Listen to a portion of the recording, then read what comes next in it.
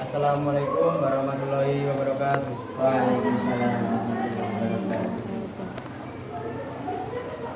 Hari ini saya akan mewawancarai tentang Pondok Pesantren Wahid Hasyim yang berada di Depok, Sleman, Yogyakarta. Untuk pertanyaan pertama, bagaimana sejarah berdirinya Pondok Pesantren Wahid Hasyim dan apa visi utama yang ingin diwujudkan oleh para pendirinya? Jadi Wahid Hasyim itu berdiri di tahun 1900-an, kira-kira 1980 atau 70, saya kalau detailnya lupa. Tapi dulu Wahid Hasyim itu bukan pondok besar sebenarnya. Dulu Wahid Hasyim itu pondoknya kecil dan sini itu dulu cuma area pekarangan. Dulu Wahid Hasyim itu cuma yang ada di seberang jalan itu, ya ada masjidnya. Udah, jadi Wahid Hasyim itu aja. Dan dulu itu rata-rata santrinya itu adalah santri ngalong. Santri ngalong itu kalau bahasa orang Jawanya itu santri yang tidak mukim. Kalau santri kan sekarang mukim, ada asrama gitu. Jadi santri ngalong itu dia ngekos tapi juga pengen ngaji. Terus ngajinya itu di pendopo masjid itu pusat. Dulu pendiri pesantren Wahid Hasyim itu namanya Simbah Kiai Haji Abdul Hadi Syafi'i, Asy-Syafi'i. Tapi beliau sudah meninggal. Sekarang digantikan oleh anak beliau, Bapak Kiai Haji Dr. Kiai Haji Jalal Suyuti. Seperti itu. Nah, kalau visi Wahid Hasyim sendiri itu sebagai pusat studi Al-Quran dan agama sebenarnya. Karena kan Wahid Hasyim sendiri itu ada di tengah-tengah kota. Jarang sekali ada pesantren yang di tengah-tengah kota. Saya kasih contoh, Pandanaran itu ada di ujung Kaliurang sana. Kemudian ada Pondok An-Nur. An-Nur itu di Bantul ujung sana juga. Rapiak itu juga hampir perbatasan sama kota Jogja sana. Jadi benar-benar jarang sekali pesantren itu yang ada di tengah-tengah kota. Karena biasanya kalau pesantren tengah-tengah kota itu kurang banyak peminatnya. Karena kan lokasinya itu yang kalau pesantren itu kan biasanya nyari yang gimana santrinya itu bisa kayak tertutup gitu. Tapi kalau pikiran dari kiai saya itu percuma saja santri itu dikasih tembok yang tinggi, gerbang yang tinggi. Padahalnya mereka kan manusia. Mereka akan mikir gimana caranya bisa lompat dari dari gerbang, gimana cara saya ngubangin tembok biar saya bisa merangkak kabur dan lain sebagainya. Tapi yang kami pagari itu dari awal bukan pondoknya. Kalau mbaknya atau masnya lihat, Wahid Hasyim itu nggak ada tembok tingginya. Bahkan nggak ada gerbang raksasa yang kayak pondok pesantren pada umumnya. Karena yang di benteng itu ya hatinya, bukan pondoknya. Kalau santrinya dari awal udah kasih tahu, kamu ini di sini tolabul ilmi, kamu di sini itu cari ilmu, nggak main-main aja ya. Maka mau nggak dikasih gerbang pun, bahkan gerbang nggak pernah ditutup pun juga nggak ada santri yang kabur. Seperti itu kurang lebih.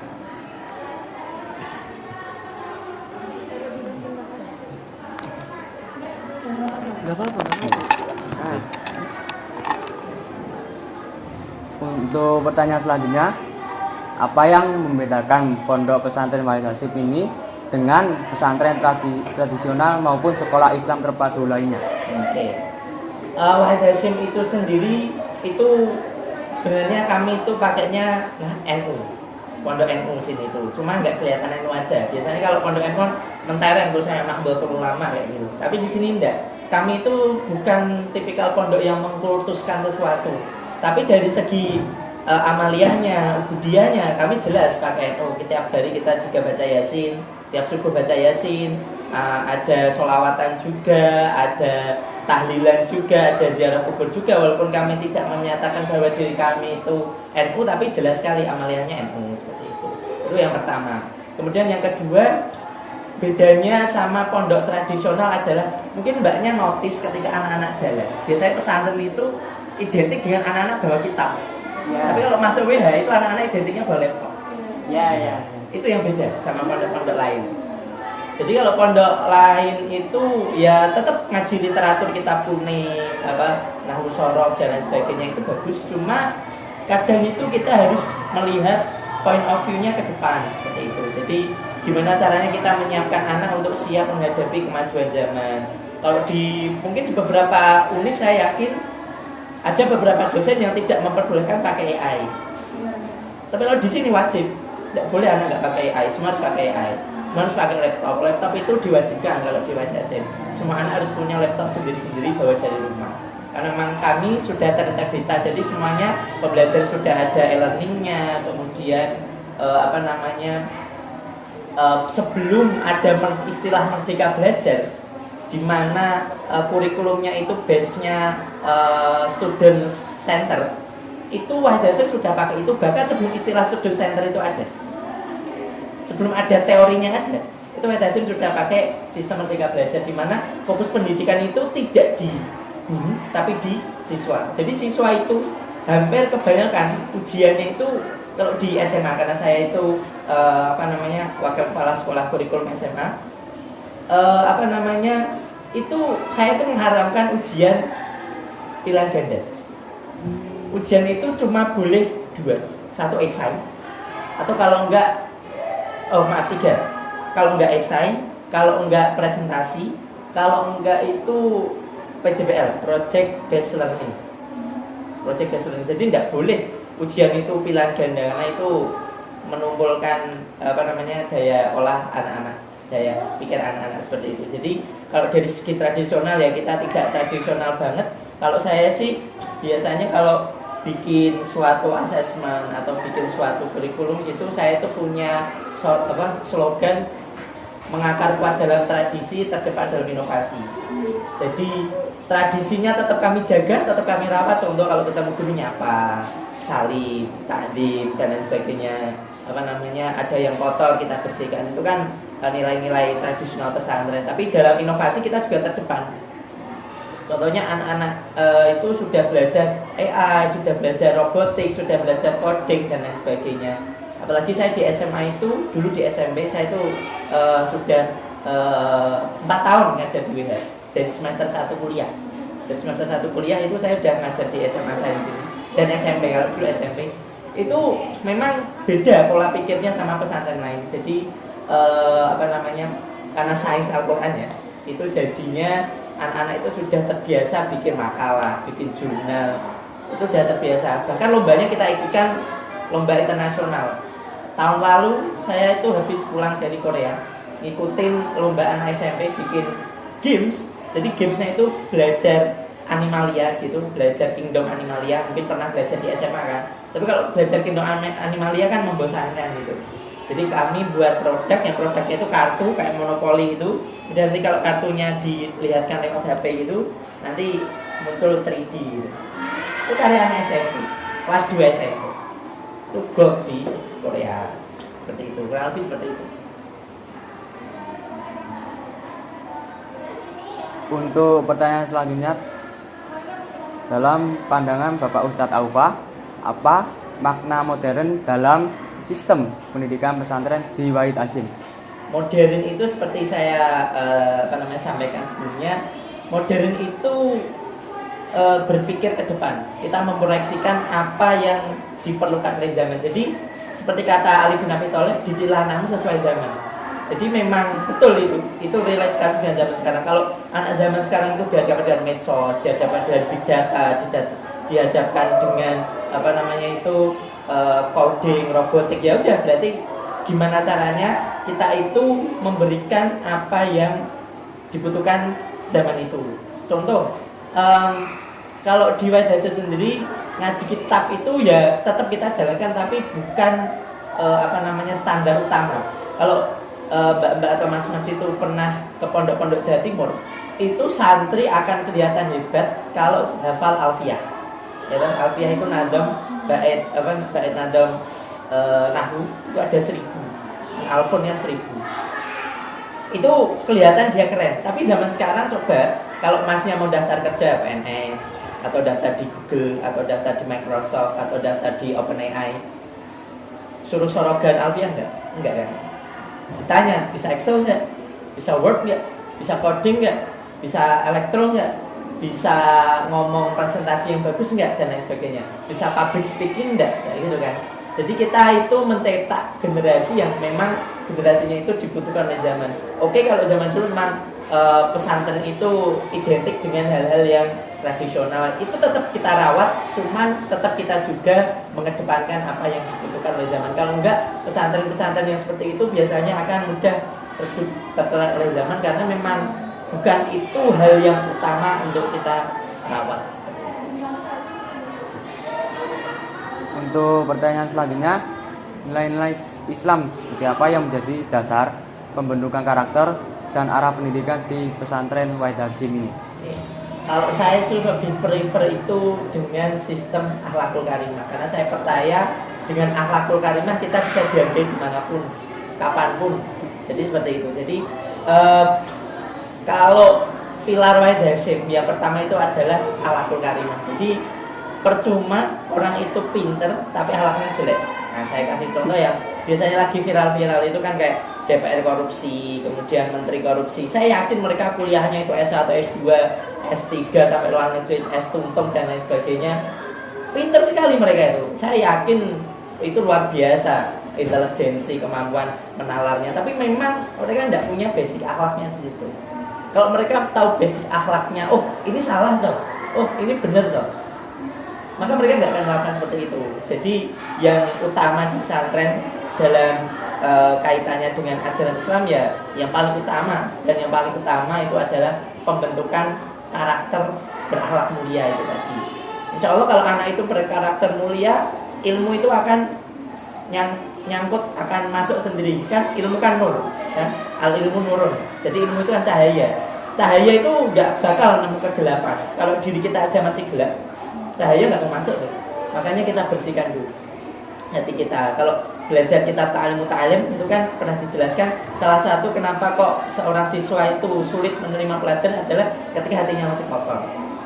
Nah kalau dulu itu ada salah satu sahabat Nabi.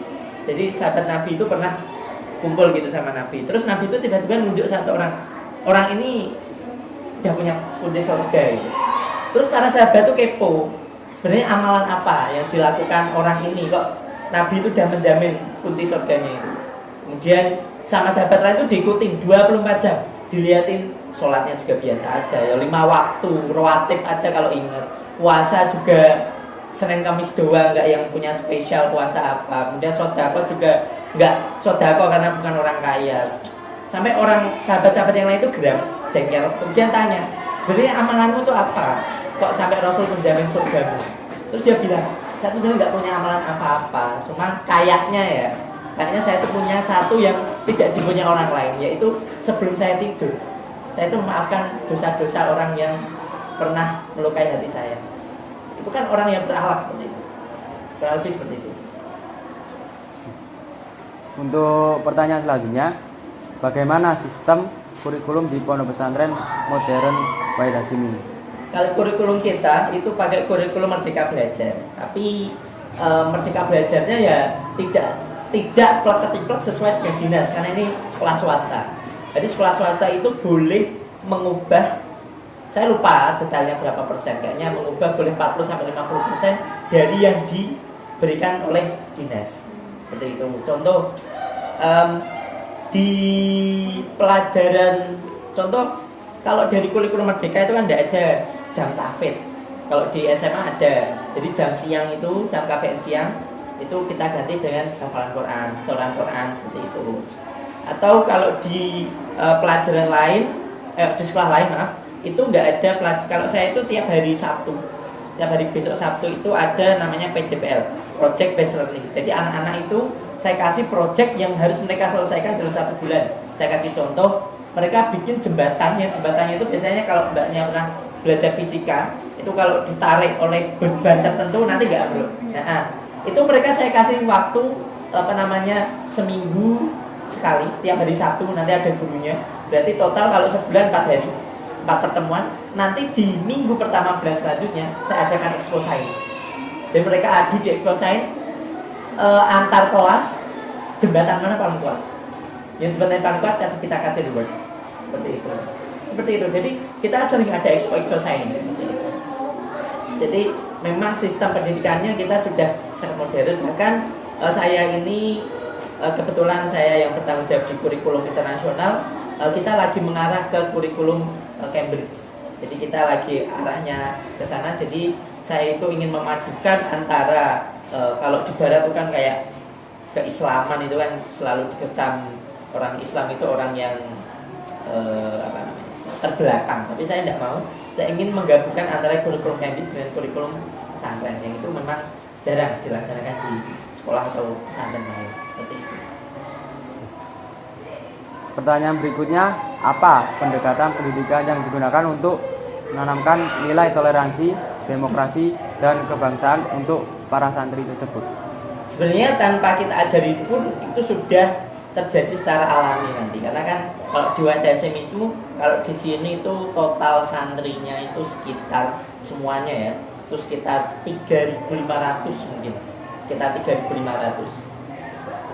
Dan pasti karena saya juga yang bertanggung jawab di penerimaan santri baru yang nyeleksi semuanya itu apa namanya, yang daftar itu memang dari Sabang sampai Merauke itu ada lengkap, dari Sabang, dari Aceh sana sampai ke Papua itu lengkap semua. Jadi satu asrama itu bisa kelihatan biodiversitasnya, yang kulit putih, kulit hitam, yang ngomongnya ngapak, yang ngomongnya medok, yang ngomongnya Jakarta, yang ngomongnya lu gue, itu komplit di situ, lengkap sekali. Jadi tidak kita ajarkan toleransi, ini kan toleransi langsung, karena mereka mau gimana pun karena hidupnya bersama, makan bareng, sekolah bareng, gitu. Kemudian mandi juga serobot-serobotan seperti itu kan kehidupan di pesantren seperti itu. Jadi kenapa biasanya orang pesantren itu toleransinya lebih tinggi? Karena mereka sudah biasa melihat keberaneka-ragaman, sudah sering melihat perbedaan. Kalau orang itu nggak pernah, contoh kita nggak suka sama orang Papua, pasti orang itu nggak pernah punya teman orang Papua. Kita nggak suka orang Kristen, pasti saya jamin orang itu nggak punya teman Kristen, karena dia nggak pernah lihat perbedaan itu. Karena dia ngecapnya orang Kristen itu jahat semua, orang Papua itu jahat semua, seperti itu, bikin rusuh semuanya seperti itu. Jadi kalau di pesantren kayak toleransi, kemudian gotong royong, saling menerima, itu sudah biasa tanpa kita ajarkan pun itu akan tumbuh dengan sendirinya, karena dari awal kita bentuk biar asramanya itu lengkap. Jadi suku-suku budaya itu bisa bercampur. Jadi kamu rumahnya mana? Wah, aku rumahnya sini. Kalau di rumahmu itu kalau makanan khasnya apa? Kalau aku ini nanti kan ada tukar informasi di situ. Ketika baru tahu kayak gitu. Untuk pertanyaan selanjutnya, sejauh mana pesantren Wahid Hasyim ini menyiapkan santri agar tidak hanya religius tapi juga kritis dan aktif dalam kehidupan sosial politik? Oke. Kalau aktif sosial politik sebenarnya itu preferensi ya. Kalau saya ngajar itu biasanya kalau saya ngajar sih itu cenderung lebih banyak keluar dari kurikulum yang berlaku di sekolah dan kurikulum yang berlaku di sekolah lain. Saya itu lebih suka menanamkan wawasan yang luas kepada anak-anak. Kalau dulu kan orang bilang kalau kamu mau pinter pelajaran tertentu, kamu harus suka dulu sama pelajarannya. Kalau saya enggak, kamu harus suka dulu sama gurunya. Contoh saya itu mikir gimana caranya anak-anak itu suka sama saya dulu. Jadi ketika saya ngajar apapun, anak-anak udah happy. Karena zaman sekarang itu saya itu meneliti beberapa kelas, walaupun saya basicnya nggak pendidikan, tapi saya itu concern di pendidikan. Saya kuliahnya pertanian sih, cuma saya concern di pendidikan. Kalau mungkin Mas dan Mbaknya, saya jamin pernah mengalami ini. Sekolah di SMA, kemudian dikabarin sama ketua kelas atau sama guru lain atau sama siapapun, guru ini lagi nggak datang karena ada rapat. Apa yang kalian rasakan? Senang, happy. Berarti yang terjadi sama Mas Mbaknya itu trauma belajar. Mas dan Mbak itu kena trauma belajar. Harusnya normalnya siswa itu ketika nggak ada gurunya dia sedih. Kenapa? Karena mereka tidak dapat ilmu yang seharusnya mereka dapatkan dari itu. Tapi kebanyakan siswa, terutama di Indonesia, itu trauma belajar. Karena ketika gurunya tidak ada, mereka itu happy, senang. Beda kalau saya ngajar saya nggak datang, anak-anak sedih.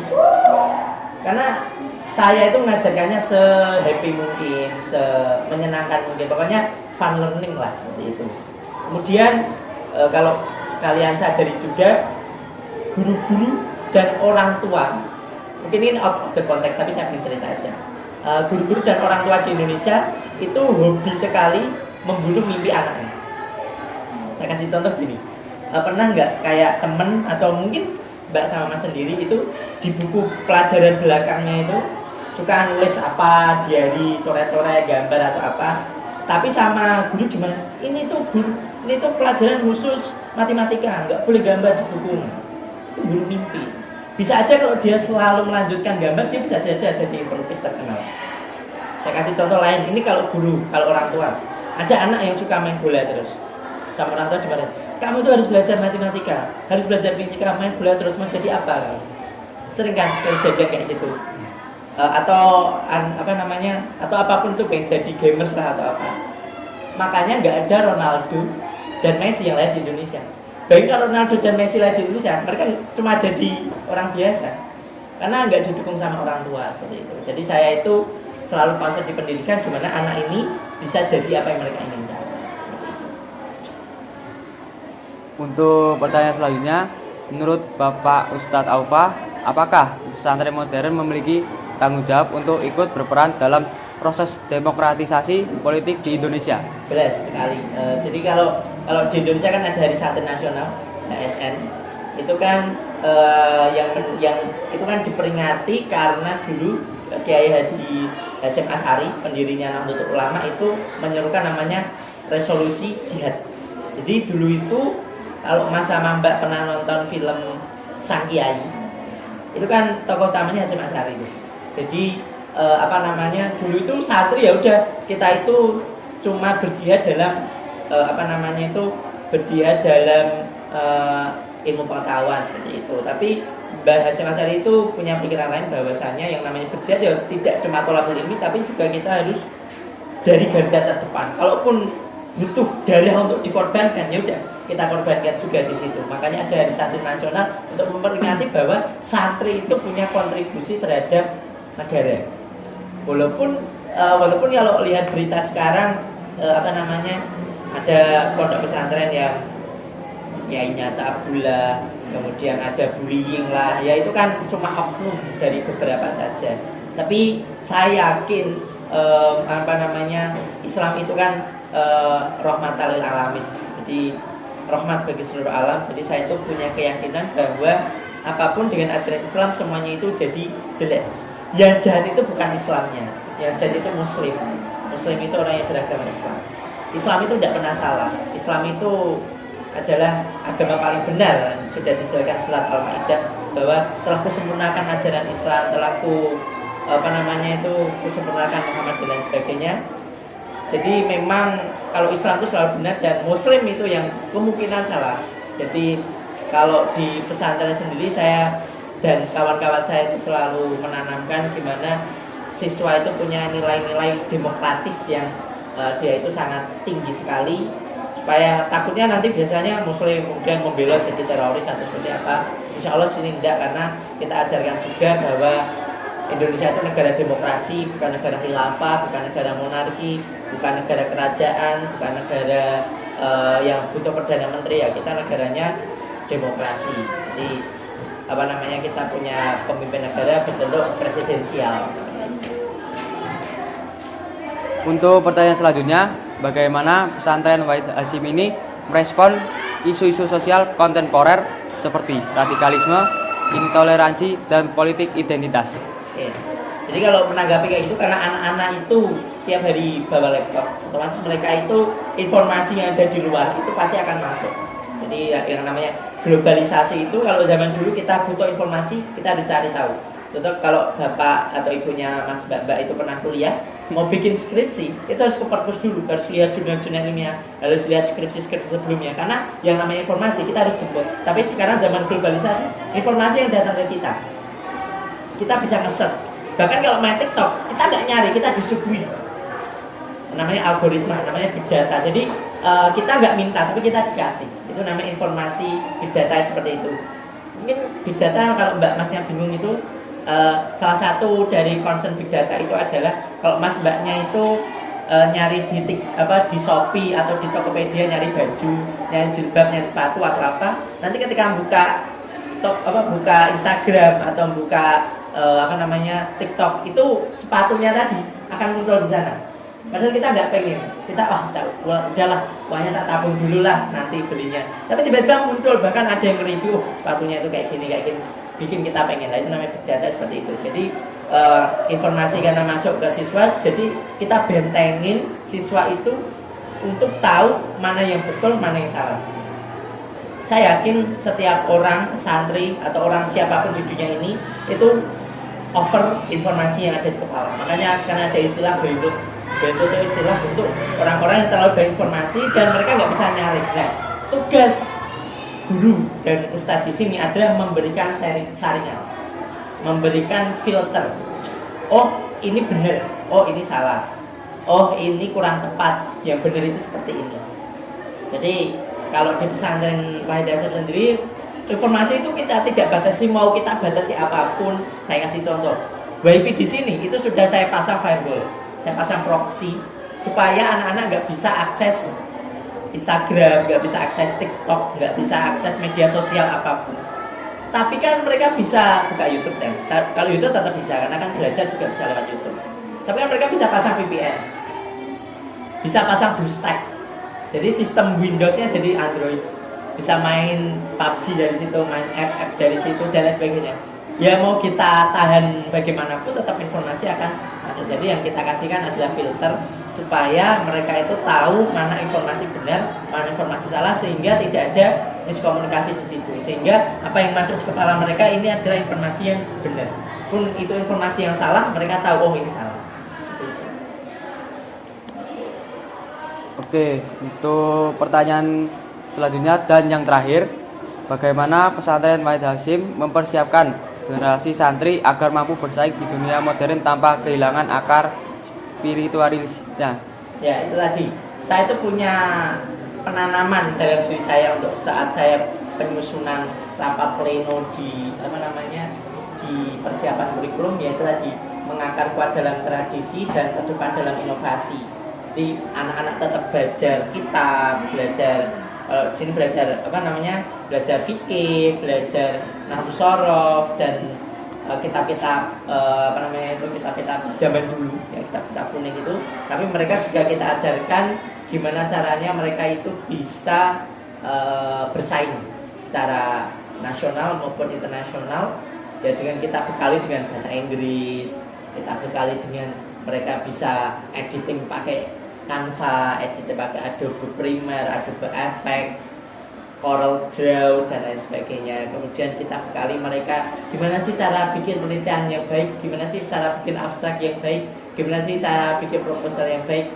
Bahkan saya jamin mahasiswa semester 1 sampai semester 4 kalau diadu sama anak SMP yang kelas 2 sama.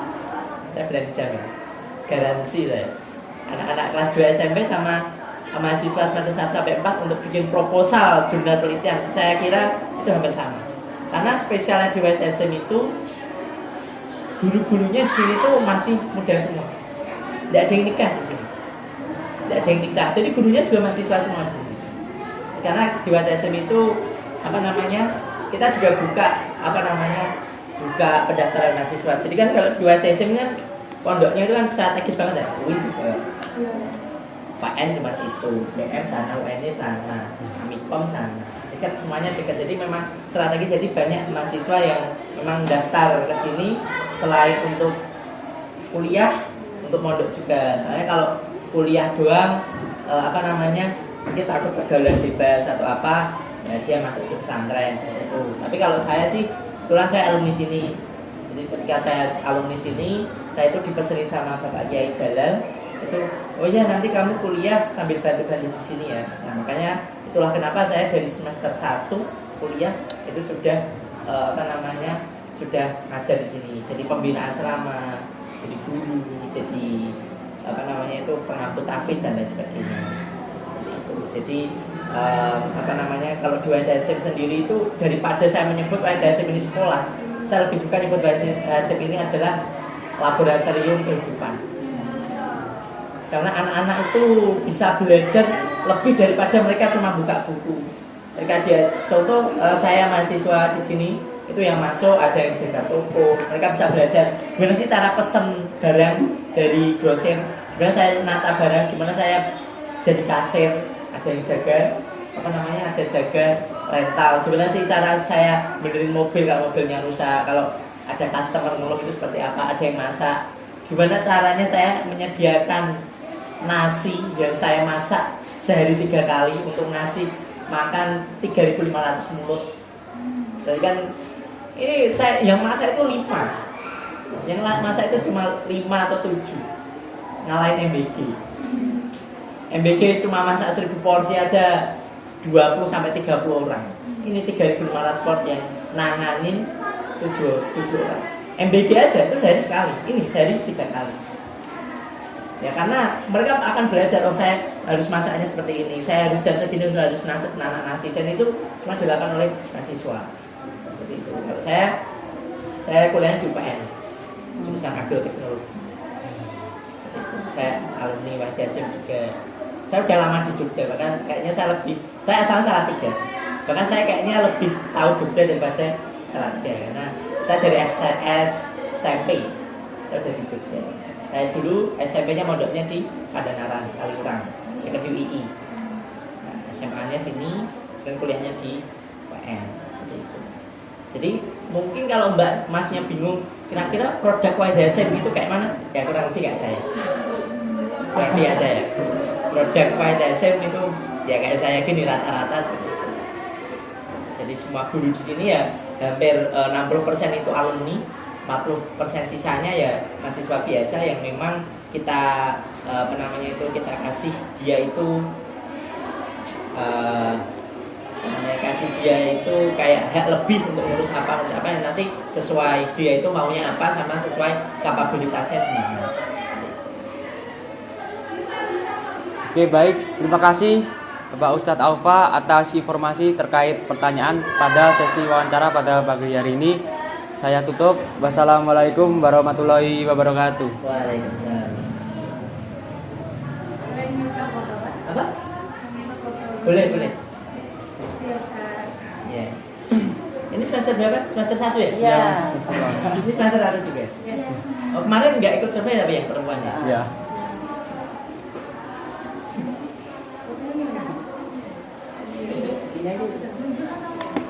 Minta tolong murid saya. Gak apa-apa ini aja. Enggak apa-apa. Oh, ya udah. Oh.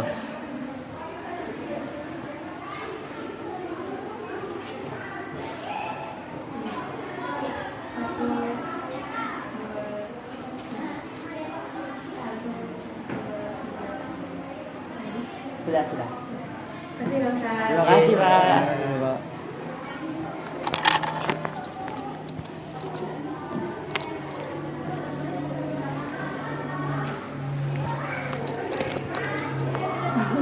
Jangan lupa ya, Pak. Siap.